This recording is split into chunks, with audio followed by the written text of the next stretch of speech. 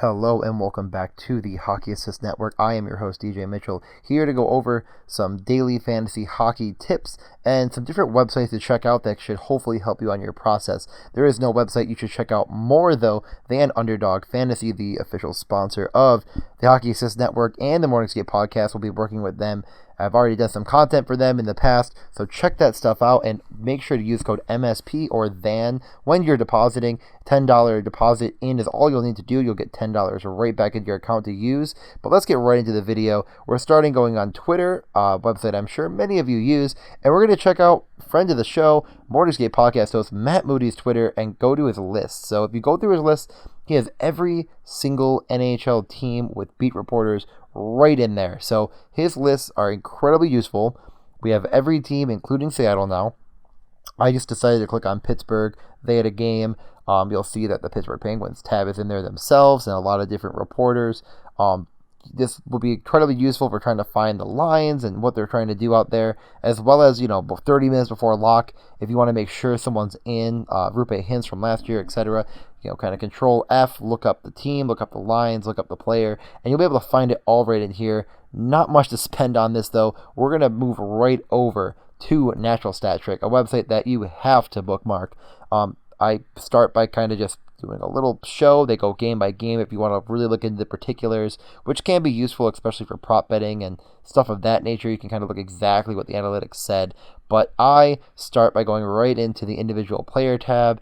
You can sort a number of different ways. I start by just showing all preseason, all 5-on-5. A lot of times that's really useful for DFS because 5-on-5, if they have a lot of success, and they also have similar success and correlations on the power play, it can be useful. So I start with 5-on-5, a lot of different metrics, high danger scoring chances, I-Corsi 4, and that, more be your actual individual shot attempts, and the individual goals, expected goals, better way to put it, and going through this just to see exactly what players are either under or outperforming themselves. It's really useful in that capacity.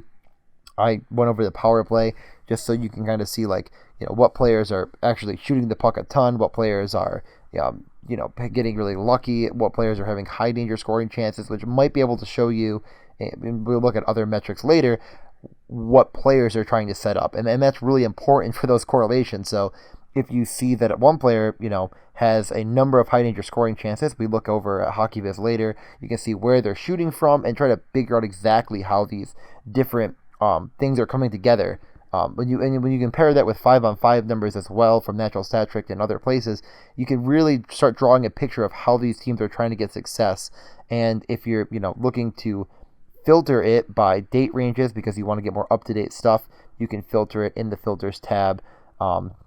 And I'm going to go over to the teams next. So if you want to go by team specifically, see what teams are maybe giving up a ton of Corsi against because you want to target against those teams that are giving up a ton of different shot attempts, and maybe even sort by teams that are giving up a lot of expected goals, or sort by teams that are expecting goals and maybe not getting them. So try to gain an edge that way. And then, if you put all of this stuff together, that's really how you're going to drive these top performing lineups. You get the players that are correlated together well with the teams that are underperforming and versus teams that are maybe overperforming, and that's kind of how you might be able to find different price points that fit correctly. I showed there that the Sabres are the worst in preseason at Corsi against, completely unsurprising, but more to the point, this is a really good way to start taking down notes, whether you're a paper person or Excel, etc., from this website, and it's really going to help you put together what you're looking for and start to figure out exactly how to attack the slate. Go back over to Matt, figure out the lines, make sure everything fits. It really is how it all comes together. For goalies, what goalies are getting these high danger save percentage, that means that they're saving a lot of shots that they shouldn't be, or what goalies are seeing a ton of high danger shots.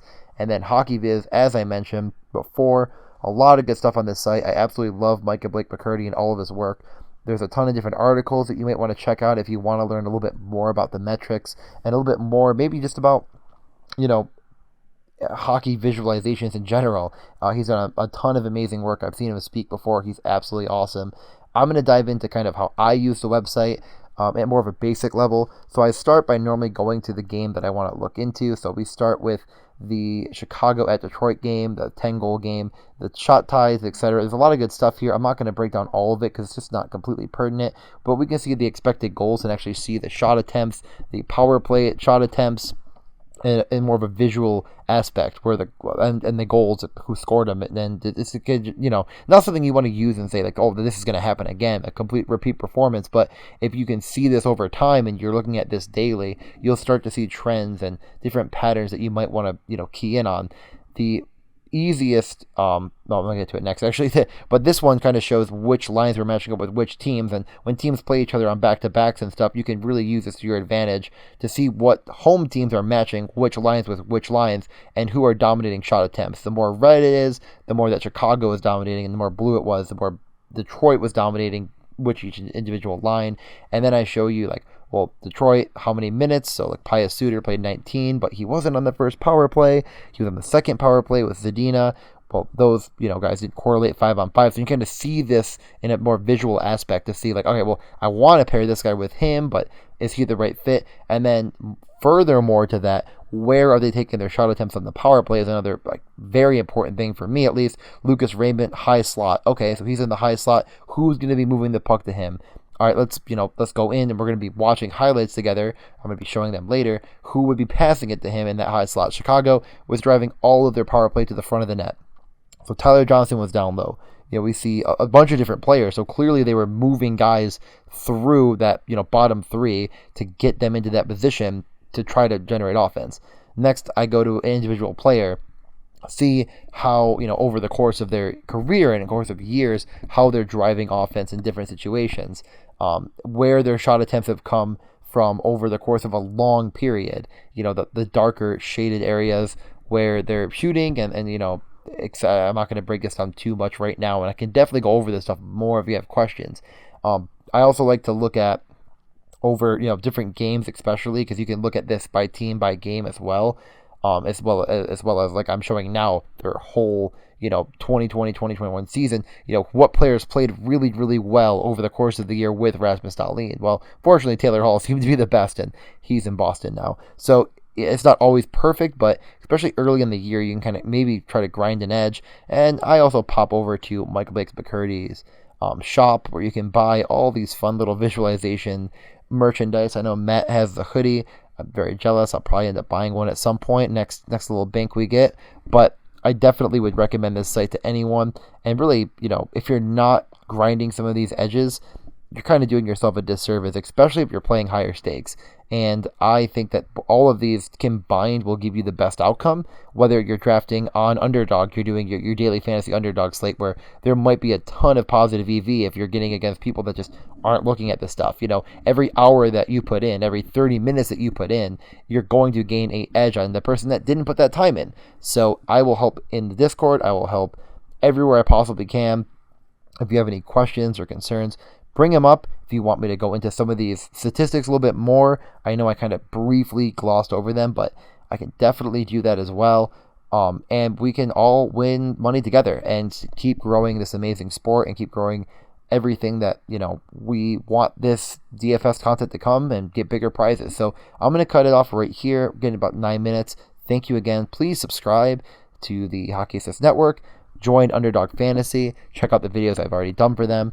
And comment, rate, do all that fun stuff. Use code MSP or use code THAN, the Hockey Assist Network. Thank you so much, and enjoy the start of fantasy hockey season.